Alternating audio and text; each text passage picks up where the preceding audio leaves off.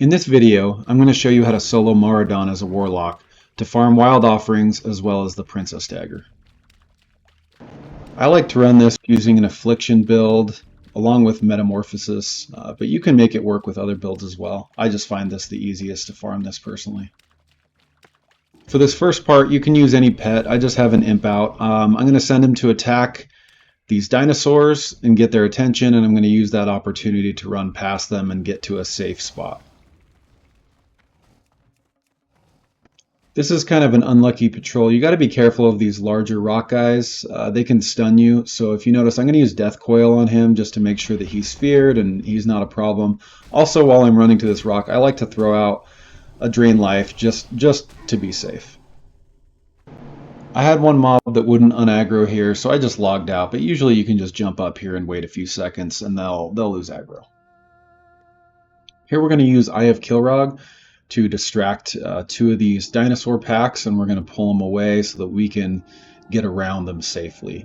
It could take you a few tries. It can be a little tricky to grab their aggro.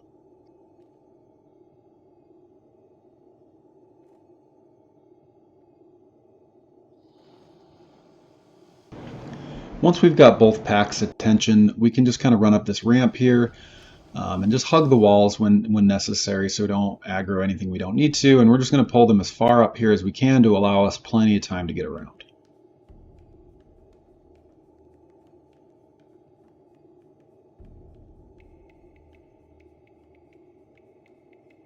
You can cancel your eye a little early here if you want. I usually just let it run the full duration. And then we're just going to hop out of our little spot and just run ahead.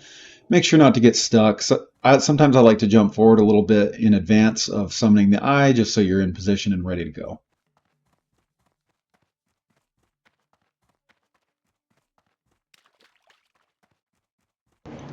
Now we're just going to wait in this spot for them to return back to their original location. And it's also possible that you'll run into one of the little boulder guys patrol here.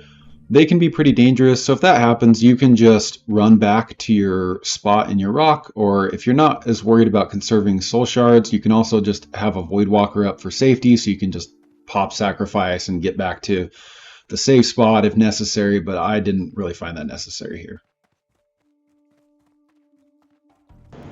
So once we wait out this patrol, we're going to jump across this bridge and we're going to get to the next safe spot. We can hang out here indefinitely, nothing will patrol and aggro, and we can just kind of recharge here. You can get a soul stone up, get a health stone, resummon your Voidwalker, just get prepared for the next part because that's the final stretch before we get to the boss.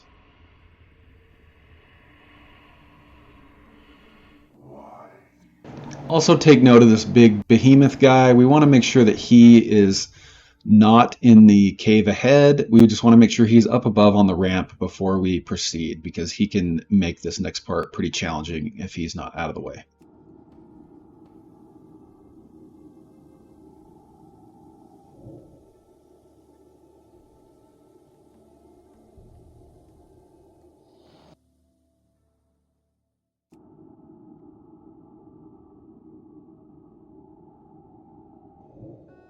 And here we're going to use our Eye of Kilrog again. This time it's a little easier. For whatever reason, this pack is a lot easier to grab aggro from, and we only need one.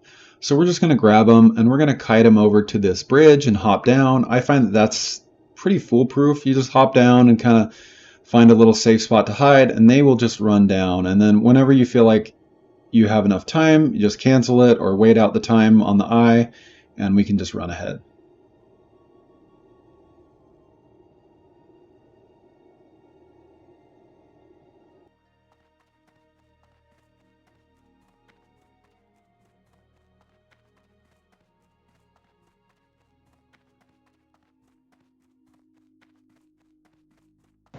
So this next part is probably the hardest part of the run. As soon as we're past this spot, it gets a little dangerous. There's patrols that can aggro us. We're going to use our Voidwalker, and we're going to send them ahead and attack these guys, try to draw their aggro away. You can use Curse of Weakness on them. I find that keeps the Voidwalker alive a little bit longer. So just kind of run ahead and have him keep attacking the next thing ahead of you, and kind of wait for him to get to where he wants to be. We just want to keep him alive as long as possible and try to have him aggro as much of the things as we can before we sacrifice him for his shield. And we're going to death coil this boulder guy here because he's dangerous. He can stun us. We're going to throw up some siphon life and some drain life just so that we have some sustain. And we're going to hop up on this rock, and then we're just going to log out. And if you've done it this way, you should be full health. They'll throw rocks at you, but it's not really dangerous unless you're real low. And then once we, log back in, count to 10, they'll be gone, and we're basically there. So once we run over off the rock and over into this water, this is a safe spot, so we can use this time to resummon our Voidwalker. We can get health stones, soul stones. We can also use these turtles here to heal up if we need to, get our mana topped off. We can drain life them. We can also get some soul shards from them, so they're pretty nice that way. They aren't really dangerous here, so you notice I'm going pretty slow on the DPS here. I'm mostly concerned about getting the maximum value out of my drain life here so I can get my mana topped off as well as my health, and then just make sure to grab the soul shard before they die.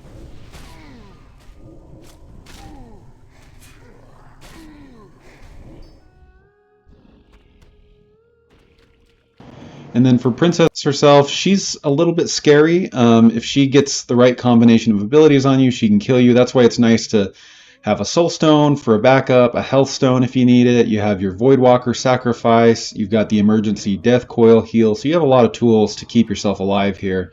And the biggest thing is we just want to make sure we don't break the leash on our drain life. It's easy to do that when she stops to cast, so just stay close enough. Try to stay at maximum range of that leash if you can.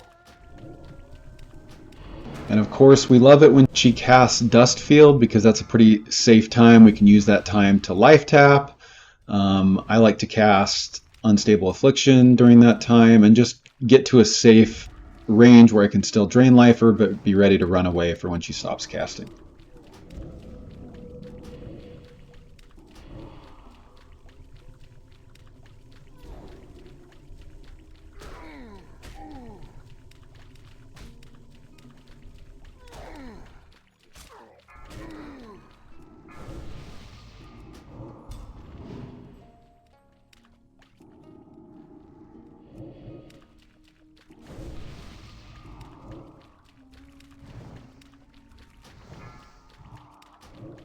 If you notice here, it got a little bit scary. I had to use my Death Coil heal.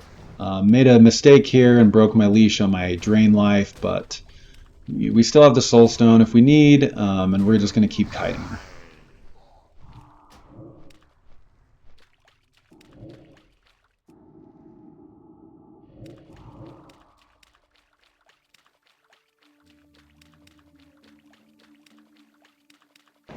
Also, when she gets below 25% life, she'll get slower. So whatever we can do, if we're close to that break point, we can take a little bit of risk because once we're at that point, we're a lot safer because she's slow and we can just kite her very safely.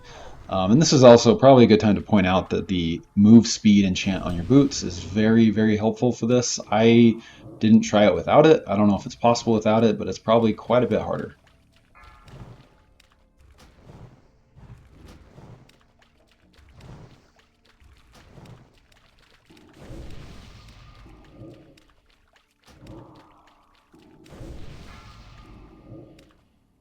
You also notice I watch for her cast bar. When she starts casting Boulder, I like to run away, but not too far. I want to keep that drain life going, unless of course you're already max life, then you can run further than the leash range because it doesn't matter. But if we need the life drain from that, we're going to want to make sure to stay close enough to keep that heal up.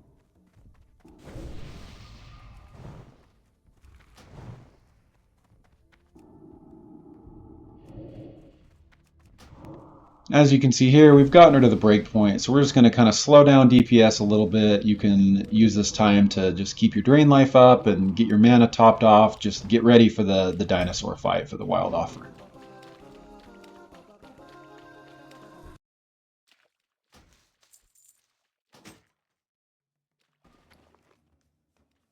And once you learn the dinosaur fight, it's actually a lot easier, I find, than Princess. You just basically want to keep him pushed up against the wall, and he will basically never catch you.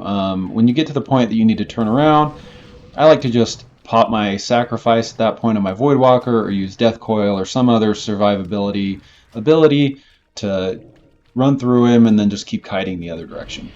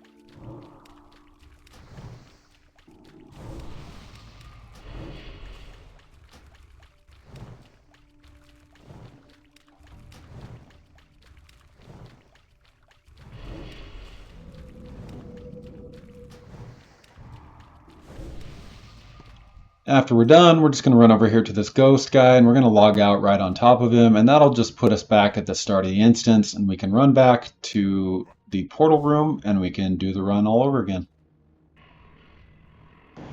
And don't forget to reset your instance here. If you fail to do that, you can actually just go into the water and log out and run back to the portal room for another log out skip that works while inside the dungeon.